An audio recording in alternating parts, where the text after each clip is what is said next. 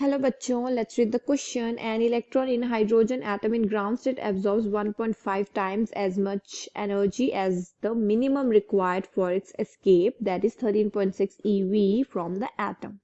Calculate the wavelength of emitted electron. First of all इस question में जो हमारा की कॉन्सेप्ट रहेगा उसे हम सबसे पहले यहाँ पर डिस्कस करेंगे. So here the key concept is all about excess energy, जो इस क्वेश्चन में हमें कैलकुलेट करनी है कि एक्सेस एनर्जी कितनी है हमारे एक एमिटेड इलेक्ट्रॉन की एंड उसकी वेवलेंथ. क्वेश्चन में सबसे पहले क्या चीजें दी गई हैं? Energy observed. So energy observed हमें क्वेश्चन में कितनी दी हुई है? That is 13.6 into 1.5 times.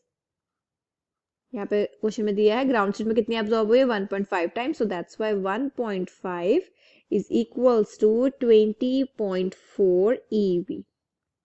And हमें एनर्जी रिक्वायर कितनी है? हमें एनर्जी कितनी चाहिए?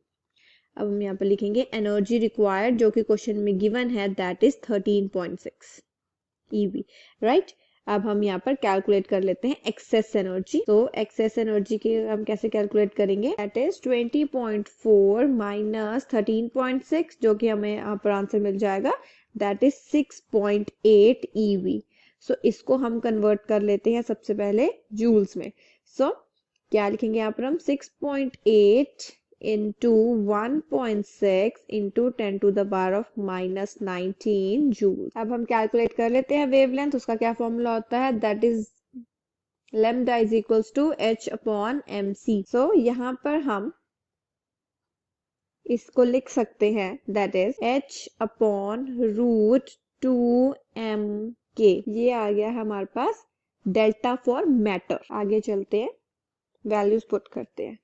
h हमारे पास प्लैंक्स कांस्टेंट है, सो दैट्स वाई इसकी वैल्यू कांस्टेंट है 6.626 into 10 to the power of minus 34 upon root of 2 9.1 into 10 to the power of minus 31. ये आ गया है मास इंटू के जो हमने पीछे निकाला था, दैट इज दिस. इसे आ जाएगा एक्सेस एनर्जी को हम के यहाँ पर ले रहे हैं.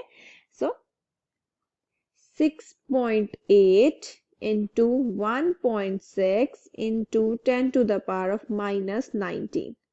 Clear?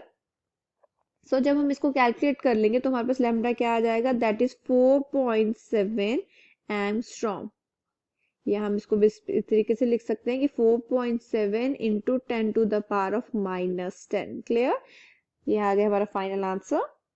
I hope you understood the problem well. All the best.